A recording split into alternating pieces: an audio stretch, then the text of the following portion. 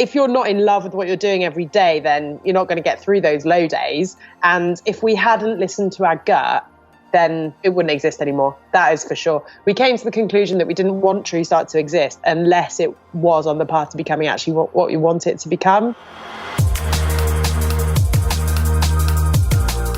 This is the Ideas Lab podcast, where you can learn from great creative and entrepreneurial minds how to turn your ideas into original businesses, books, and brands. Because in a crowded world, it pays to stand out.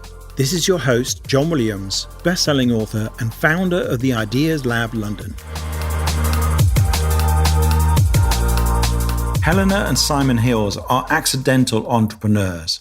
Their original business idea revolved around luxury cat furniture before they finally moved away from that and started TrueStart Coffee. Now they have a pioneering coffee brand. Here, Helena explains the story of how they created a coffee with a reliable caffeine high and is now available in Ocado, Wholefoods, and many other retailers. This is the real unglamorised story of entrepreneurship. And it's the first podcast I've conducted where the guest was holding a 6-week-old sleeping baby, but occasionally snores into the microphone. Hi, Helena. Thanks for making time for being on the Ideas Lab podcast. Hello, my pleasure. Really happy to be here. And you have someone with you at the moment. This is the first podcast I've ever done quite like this. Tell me who's with you right now. I've got a 6-week-old baby Arthur strapped to my chest. He's snoozing away. So hopefully he will stay asleep. Who knows? Oh, wow. He's very cute. Okay. That's lovely. And you've got a son, haven't you? Yeah, Leo. So Leo's 19 months old and he's at nursery at the moment because this wouldn't be so easy if he was around. Yeah, I can imagine. A lot more chaotic. Yeah. So I'm fascinated by your entrepreneurial journey and what you've created at TrueStart Coffee. Well, you didn't start in the coffee world. And I like the product placement. Show us the product, actually. But for people listening to the audio, they should watch the video on this. TrueStart. So this is the cold brew coffee, isn't it? This is the chili chocolate cold brew. Oh, I'm a bit like addicted to it, to be honest. I'm obviously feeding Arthur and shouldn't be drinking too much coffee. Oh, so really? Yeah. But I'm quite into good coffee. I'm not a massive snob about it. I'm quite into good coffee, and I live in, Shoreditch, which is famed for its good coffee. But I didn't realize. So cold brew, though, this is the one thing I'm ignorant about. Cold brew coffee is the drink you're drinking right now. It is served cold, is it? I didn't know if it just brewed cold. Yeah, it is. Okay, right. And you'll be happy to hear, we're kind of like an antidote to all the hipster nonsense. I'm not a coffee snob myself. I love great coffee, but we're all about like vibrant, healthy, clean coffee. So don't worry, it's not about the sort of hipster rubbish. So yeah, it's cold brew. It's made cold and served cold. So do you know what? My cats have just started kicking off. I didn't even think that it might be an issue. Did not think your cats would be more problematic than the baby. No. Wow. No. So yeah, it's made cold, it's served cold. It's really refreshing. Yeah. Oh, that's really, and that's kind of how it's different to us. And that's really hot. Not that hot, but it's really hot right now in Shoreditch and around the world. So now you're all about coffee. But when you begun and you were looking for, did you set out going, okay, let's start a business, and you're looking for ideas? Because you started somewhere completely different. And my assistant Ben told me about your first business. What were you doing, and when did you decide, okay, we want to start a business, we don't want to have a job? So funnily enough, we weren't thinking about a business and then coming up with ideas, but we have always been like quite entrepreneurial, like generally, like how we think, and always known we probably would start a business together. But yeah, before TrueStart, our first foray into our own business, I say our because I'm talking about me and my husband, Simon, was luxury cat furniture, believe it or not. So, and that, it came out of like our own like necessity, I suppose. So we got a cat, one of the ones kicking off behind me, and he's a Bengal cat. So they're like mental. They need loads of stuff to play on. And we were just, we had chosen him. We were going to go collect him in a couple of months, and we were looking at cat furniture, and all the stuff I could find was just really ugly. And Simon basically thought, do you know what I reckon? Simon's got an engineer's background. So he was like, I reckon I can make a cattery out of a branch. And randomly we went camping to Loch Lomond near Glasgow, Scotland. And we literally were walking in the wood around there. Someone had put a bonfire together but hadn't set fire to it. And the next thing I knew, we had like pinched a piece of wood, like a full-on branch from there. We went to like some hardware store in a town, bought like sandpaper and stuff, and literally put together this cattery there and took it back home because we had driven there in parts, put it together. And it was pretty beautiful, even the first one. And people that came round were like, what's that? That's amazing. Where can I buy one? And it just started from there. And it was a side business as well as our full-time jobs. And it actually ended up doing quite well. It got into Vanity Fair and stuff. We ended up shipping those trees all over the world. Yeah. Because I know what you mean. I've seen those sort of scratching posts and stuff. I mean, my images of these sort of hideous, like tall circular things, you know, like a pole, but it's been wrapped with the dodgiest carpet from the 70s, you know, beige carpet, and then stapled on. And that's my image of one of those things. But so this did actually get a lot of publicity and it started to sell, but you didn't persist with that? No, I mean, we love our cats, don't get me wrong, but we didn't belong in the cat world. We weren't, and like one of my biggest things is with your own business, as you'll know, you have to care so much to your bones about it. Otherwise you don't get through the tough days. And it was a bit of fun, honestly, and it taught us a lot. And we really enjoyed, like, I think all the learning and the brand building that came along with it. But the cat world just wasn't for us, to be honest. It just wasn't. Yeah. No, I know what you mean. And you have to be excited by the prospect of going to the trade show or whatever it might be. Yeah. Or, you know, going to the well, that's exhibition. exactly it. And I think it was actually at a cat trade show where we were like, honestly, do this. And we loved it up until that point of, okay, it's a hobby, but we don't love it more than that. Does that make sense? Yeah. And so what were you doing at the time you were doing this? So that was your side hustle, you said. What were your jobs at the time? So Simon was a project manager for like a signage company. So the signs in like the airports, when you go and you're like, where's my check-in desk? That was him. And I was in software sales. So quite different, really. Yeah. Have you both quit now? Or are you still doing it? Yeah, we quit when we started TrueStart, actually. Well, I was still working for a period, but Simon quit day one. So how did you have the idea for a different kind of coffee?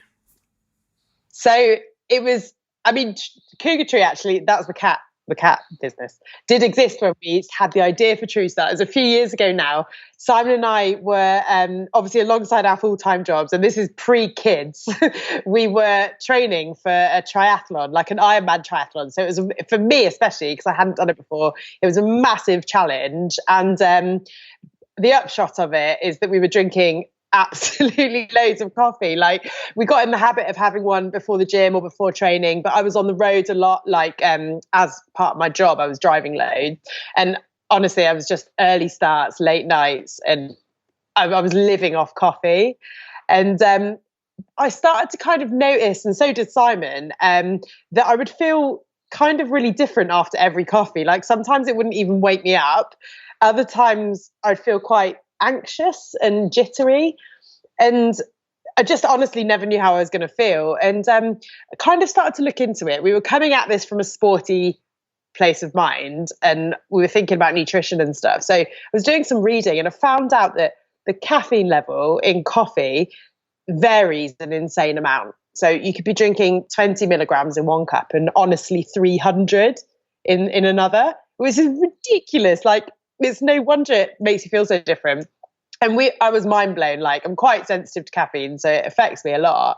And we were like, surely we're not the only people in the world who think a clean, like, really delicious, obviously, but a clean coffee with like a predictable caffeine boost, so you feel awesome every time, but with no crash, no jitters. Surely we're not the only people in the world who think that would be an epic idea. And it turns out it had never been done before. There was a reason. It's not that easy to do. Caffeine and Coffee's a natural product, and there's a lot of things that affect the caffeine level. But long story short, we developed the sourcing process, really selective sourcing process, and technology to regulate the caffeine level in coffee. And fast forward a year from having the idea, we launched into the sports world. So now you see TrueStart and it's a colourful lifestyle brand. But initially we were really focused on sport because it just made sense to where we were. And we were all about making people feel awesome, like from day one. And we still are, even though now we're about more than just sport. Day one, I'll never forget, like with Simon and I in a field with about 20 people that were running a really small 10K race. And we're like handing out shots of TrueStart, being like, have an awesome race. And people would come back and be like, oh, I got a PB. And they would attribute it to the coffee. And we just made them feel good. You could see that in their eyes. And we built a brand by doing that, by going out and winning people over, telling them all about caffeine and coffee and helping them understand it in relation to training. And people loved it. And we quite quickly became the coffee for sport. And this was our instant coffee, so our premium instant coffee. We didn't have cold coffee at that point, nothing. Even though I always said we're building the Red Bull of coffee, and it's funny now we have cans of drink. So that's how we first came up with the idea. But then a couple of years ago, we stopped drinking alcohol completely. So we went from being like the heaviest drinkers in our group of friends to going completely teetotal overnight, because we're quite all or nothing people. So I realise I'm going on a bit. I just want to tell you the sort of how the brand, it's good, yeah. Why the brand sort of changed. So we basically, it didn't matter if it was a good day or a bad day. We were honestly drinking too much, and we were like all or nothing people. Let's go nothing, and we stopped drinking. Haven't looked back actually. Don't miss it at all, which is weird. But very quickly, we got really bored of like, there's only so much ginger beer you could drink in the pub. And we were at one of our favorite music festivals that summer near Berlin. Red Bull were one of the main sponsors, and we just wanted TrueStart to be there. And we were like, the only thing you could find to drink was beer and Red Bull and water, and it was rubbish. And we were making cold TrueStarts, like getting our instant coffee and water in a bottle. And we went to a friend's wedding in the US around that time. Cold brew is everywhere over there. And it just got us thinking. And we were like, well, our idea for clean, vibrant, healthy coffee that makes you feel amazing, it's perfect for a drink as well. And that was when we decided to develop a range of cold brew coffees. And we also, at that time, decided to bring TrueStart out of, we looked like a very sporty brand at that time. So quite serious and stuff. And Simon and I are not like that as people. We wanted a brand that like reflects who we are. So more colourful and more fun. So we launched the cold brew and the rebrand at the same time about 18 months ago when our first son was born. Wow. So that's a long answer to your question. No, but that's great. I love hearing the arc of that. And now it's stocked by Ocado, and who else were you talking about? Wholefoods. So we're in all kinds of different places. We're in health fitness centres and gyms. So David Lloyd nationally, for example. We're in bars like Revolution de Cuba and Harvicles, and because actually TrueStart makes a pretty awesome mixer, just as like a sort of secondary thing. And then obviously we're in retailers and lots of sort of specialist retailers as well, like farm shops and things. And then lots of offices as well. You'll find our coffee. And so what you're saying is, when you describe it as a clean coffee, what does that mean? Because I understand that you're standardizing the caffeine, which is a new thing. Is there what does clean mean? Does that mean something else? Well, with the cold brew, it's actually the only flavored cold brew in the world that doesn't have any sugar, any calories, or any. Oh, Arthur's snoring. I don't know if you can hear that one. Yeah. It doesn't have any sweeteners either, so no artificial rubbish. So it genuinely is like a really guilt-free, clean drink that makes you feel awesome. And with our hot coffee as well, our beans are just really carefully sourced. So often with instant coffee, for example, it's the rubbish beans that get used, and that's why instant gets a bad rep. But we use barista grade instant beans for our instant coffee. So the whole range is just like really high quality coffee, low mycotoxin, so low mold. And the drinks have no sugar or any rubbish in. And so I guess, and some of those things are probably contributing to that. Some of how you feel after you've drunk a normal coffee, the Yeah, mycotoxins or exactly. whatever else. Yeah. Exactly. And like if you think about sort of on the go, cold coffee options that have loads of milk and sugar, they're more like a sweet treat, like a coffee milkshake, and they don't make you feel clean and good. Like you wouldn't have one of those and go to the gym, for example. So yeah, we're kind of like doing something a little bit different to those. And I think, I also think if you can, I notice myself because I'm quite sensitive to sugar and to caffeine.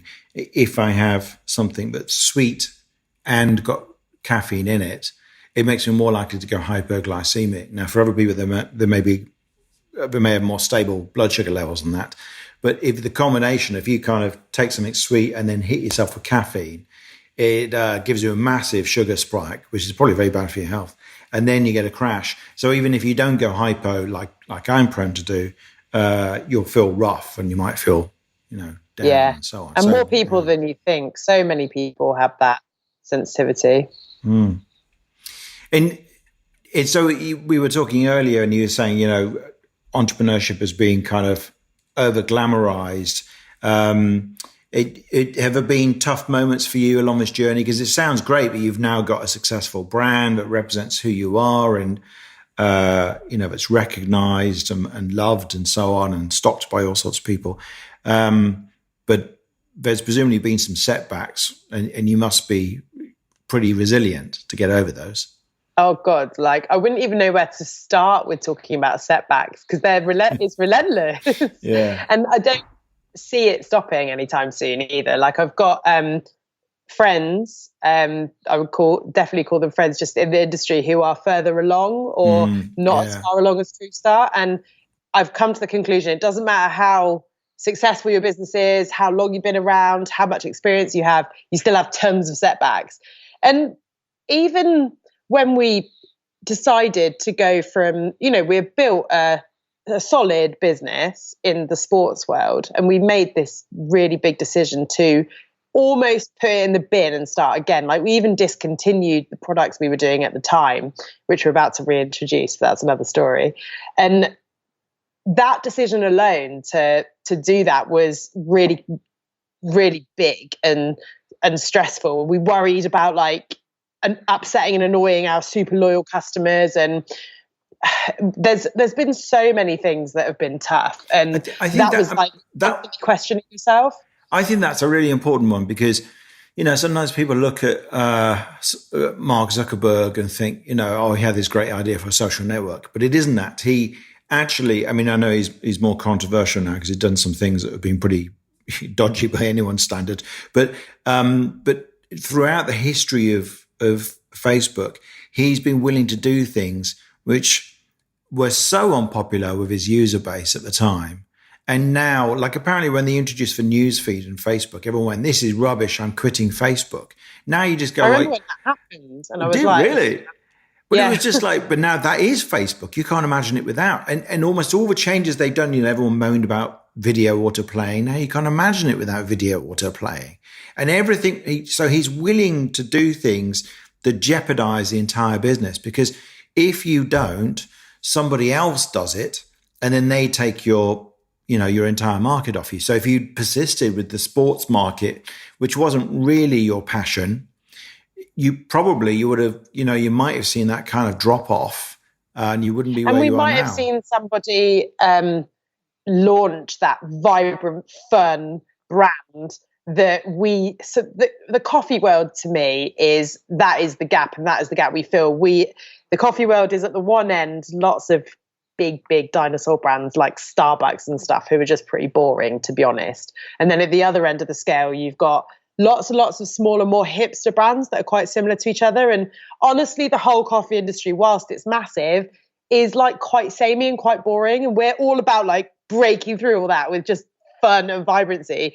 And if I'd watched someone else do that while we were stuck in what we had managed to make quite a serious world of like only sport, but with a brand that felt quite serious when we're honestly not at all as people, I would have been really, I'd have been gutted.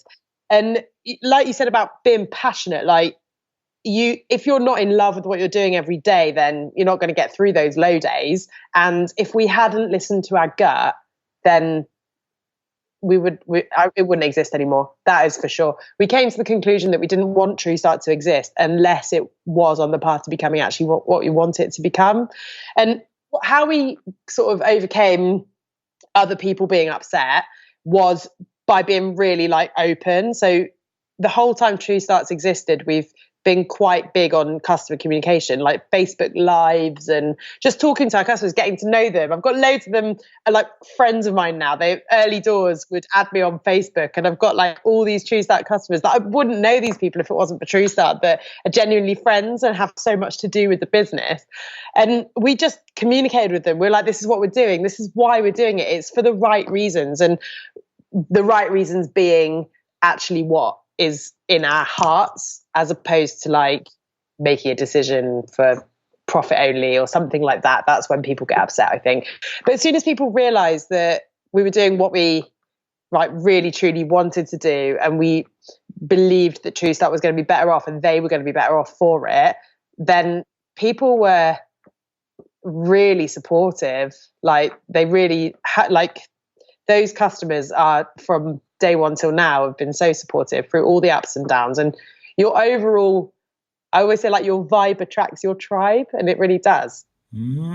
That's really important, isn't it? And not to, it's the opposite end of that spectrum from the kind of the ruthless marketers who, you know, use every trick in the book to get you to buy, don't really worry about the quality of the product, and then will dump their customers at a moment's notice if they think somebody else is going to make them more money.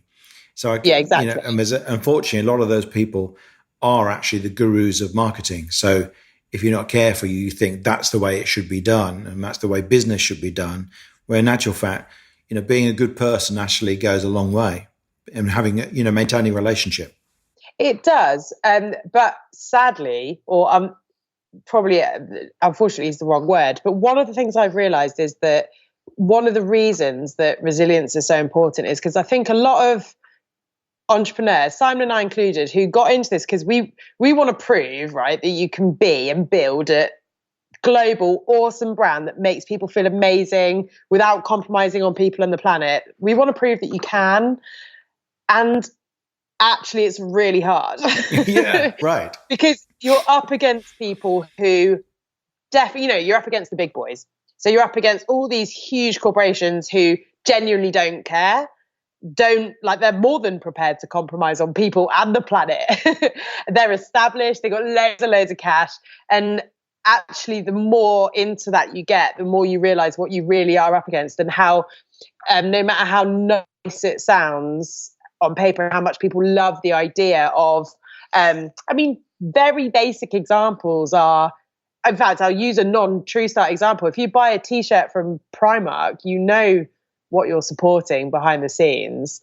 And you know that it's not the most ethical, but because it's a couple of quid, you kind of gone, oh, I'll just pretend that, I haven't done that, or whatever. And people love the idea of super ethical clothing, but aren't prepared to pay for it. And that applies to everything, including coffee. So actually, it's really, really, you're really up against it as an entrepreneur trying to genuinely do things the right way and make a difference. And when you're refusing to compromise on those things, it definitely means that it is a struggle. And I would never want people to think it was easy, but it's worth it because you feel good about yourself, even though sometimes you're like, oh my God, this is never going to work because I can't compete with Nescafe on price or whatever it is. Yeah. You know? So, I mean, what does it mean for you in terms of, you describe it on your website, the ethics and the giving back? What kind of things is TrueStart involved in? So we're currently really proudly working towards becoming B Corp certified. I don't know if you're familiar with B Corporation. I've heard the term, but I don't know what it means. So B Corp is, I say it's like the gold standard for people that are using business for good. So it's really hard to achieve. And with B Corp, you put additional legal terms into your shareholders agreement to say that you're going to report on a triple bottom line. So all businesses report on profit, bottom line, but with B Corps, you report on profit, people and planet, and you do an annual impact report.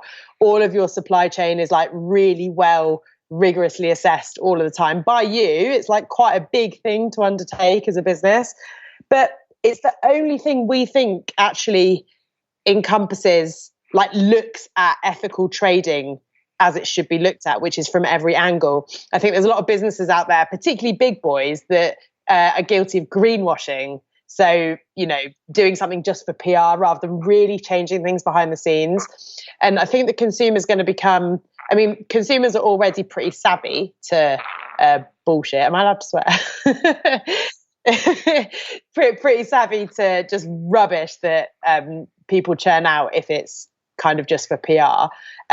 But this certification is almost going to do that for them. It's going to put a stamp on products and businesses that are like truly ethical through and through. So it's really hard to achieve. And my husband's actually planning on video documenting the journey this year.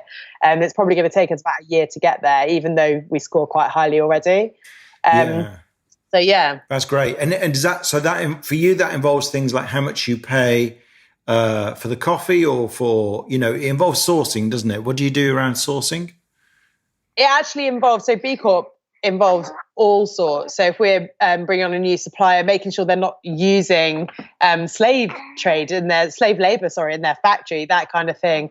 And make our own people are all paid, including people like baristas, for example, are paid the real living wage. That just all that kind of thing.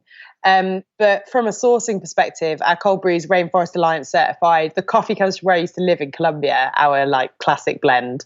And we're about to launch a couple more products as well that are organic, fair trade, and Rainforest Alliance certified. So yeah, we do, our sourcing is like really, really core to the cleanness of the coffee. So it's really important to TrueStart. But yeah, this good example of the Primark thing that I was talking about. People may want fair trade or organic, but are not necessarily prepared to pay for it. But there is a higher cost associated because the people that grow the coffee are not, slave labor. And that stuff is real. I think we're just quite disassociated from it because we're lucky enough to live in like the UK. Yeah, no, that's right. And I've got a friend who runs a cleaning company, and all of their cleaners get paid not the minimum wage, but the living wage, as you say. Real living wage, yeah. And it does add a cost to things, but it means that everybody's treated well. It means actually also they get really good people, and they can afford to reject people and so on. So you can be more fussy about who you take on and all those things. It should mean a better service for the customer, right? Yes, yeah. So what's next for TrueStart? Any projects coming up that you can talk about? Yeah, so I'm absolutely pumped about so we've got a new product range launching over the next couple of months, which we've only just started talking about to suppliers and things, to customers, sorry. It's not properly out there yet, but I can tell you. So when we launched the cold coffees, we discontinued our original product, the premium barista grade instant coffee. And we did that because we wrongly believed that actually outside of sport, people probably wouldn't want instant coffee, no matter how good it was. So we were focused purely on the cans. And then we have our beans that mostly we sell into offices and things. Anyway, fast forward over a year since we discontinued most of the hot coffee range. Every single day still, we are getting so many requests through the website. Like, where's this coffee gone? Can you do instant coffee? All these kinds of things. And it's been ridiculous. So we had to listen to it. And we always have really listened to our customers. So we're about to launch our barista grade instant and 3 new roasts of the fresh coffee, beans in big bags, not bin bags, beans in small bags. And a full range of hot coffee for retail, because we're all about having that guilt-free natural energy kick wherever and whenever you need it. And that is hot sometimes as well as cold. So, yeah. Oh, that's great. And if anyone listening to this thinks I need to get hold of some of this stuff, what's the easiest way to get it at the moment? Well, TrueStartCoffee.com will always have the whole range available. But you can order directly off the site.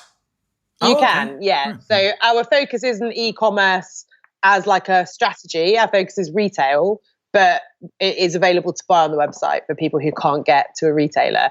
Ocado, if you shop on Ocado, please go and pick some up there. Wholefoods, if you're in London, is a great place. If you're in a Revolution de Cuba bar, you can get yourself a TrueStart, or before the gym, go into David Lloyd, you can get yourself a TrueStart. Yeah. Okay, great. Well, thanks, Helena. That was really interesting, and look forward to seeing where you go next with it. My pleasure. Thanks for having me. Thanks for listening to this episode of the Ideas Lab podcast. Please do subscribe, and if you've enjoyed this episode, it would be great if you could leave us a review. You can get links and details of everything mentioned in the podcast in the show notes, along with photos and video clips from many of our episodes. Just go to theideaslab.org/podcast.